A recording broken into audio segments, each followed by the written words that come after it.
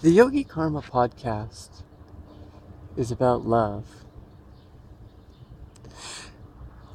It was about a week and a half ago that I was in Montpelier, Vermont, actually Lincoln, Vermont. I was in a rural and beautiful location, parked in my Airstream trailer and writing.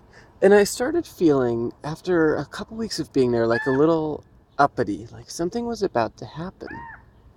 Here's that story. You see, I had an intuition, this dream sort of unfolded, and all I remember during the dream was the name Townsend, and also the name Jersey, like Jersey cows. At the end of the story, I would meet 4 people dressed as cows,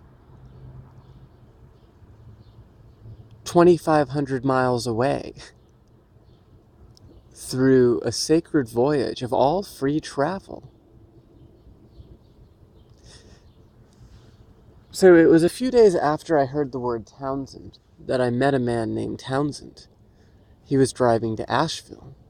And in fact, 6 months ago, I wrote in my calendar, for some reason, I wrote, I'm going to be in Asheville during this time. I'd be in Montpelier, Vermont, Connecticut, Rhode Island, Massachusetts, and Asheville.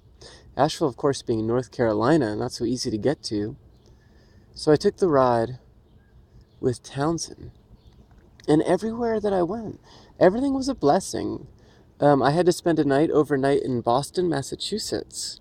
Sometimes a night outside with nothing to do leads to some incredible stories. Every corner I turned in Boston, I would meet a new friend. Every place I went, food would be offered to me. And I wasn't spending $0. Sometimes when I travel, I go on a spending fast, and I spend no money, or I barely even eat food, because sometimes going to work is more about showing up than showing up prepared in one way or another. And when you're following God's sort of visions, sometimes the best thing to do is just get out the door and say yes, not no. I was meeting people from all across the country. I was getting a lot of lasering done. I ended up in Asheville. The Yogi Karma podcast is about love. What's an act of love? So I got this free ride, that's cool. Serendipity, grace, whatever. I didn't have enough for a hotel room in Boston, so I kicked it outside. I had a 50-year-old homeless drunk man drinking Listerine become friends with me, and he got the enlightenment laser after asking me if I wanted to share a park bench with him. He just sat right next to me. He also hit on me. Oh, there were a number of other stories. Sure, I had food offered to me and all this sort of stuff, but I did some lasering, and the lasering cleans your energetic field. It removes your stuckness, your patterns. But what does it mean to really be helpful? It was about 3 days after I got to Asheville. My friend offered a tent camping situation for me there, and I'd play banjo during the day and meet strangers. I met a lot of friends, and sure, it's really cool to meet friends. But then this woman walks up to me, and she says, I have a baby. I'm looking for somebody to drive me across the country. I'm about to be arrested. Whoa. She was going to be arrested in North Carolina for something dumb. Marijuana. Now, I'm completely anti-marijuana. In fact, she wouldn't support my view here. But the medical testing that I do with marijuana shows me that there's a deeper story than most potheads would believe, with the trauma caused by their sickness, smoking. And just when people are so adamant that it's fine and it's good, that's usually when the demon's really unleashed, that they don't see the darkness that's inside. Not only was I able to give this woman a ride back home safely across the country. She had a car but no license. One time I had a premonition we were going to get pulled over. We did.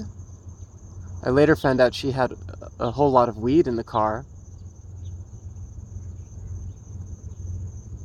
But I knew nothing bad would happen because it was my prayer to get her across the country.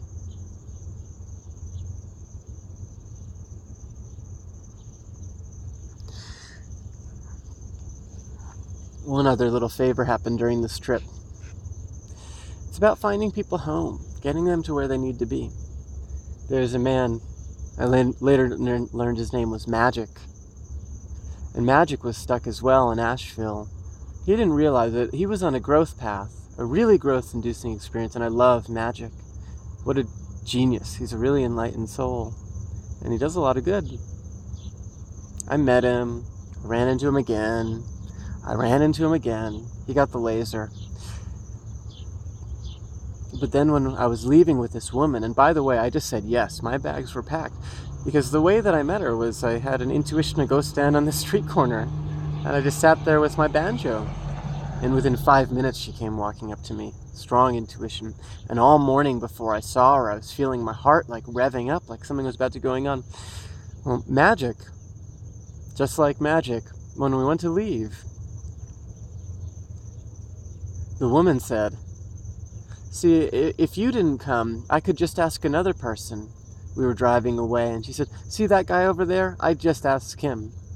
And she pointed to Magic, my newfound friend, and I said, "Let's get the guy. He'll say yes." He came with us too.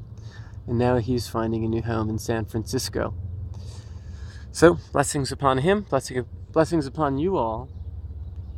Now, what does it mean to be helpful? God's arm reaches far. There's no coincidence in serendipity.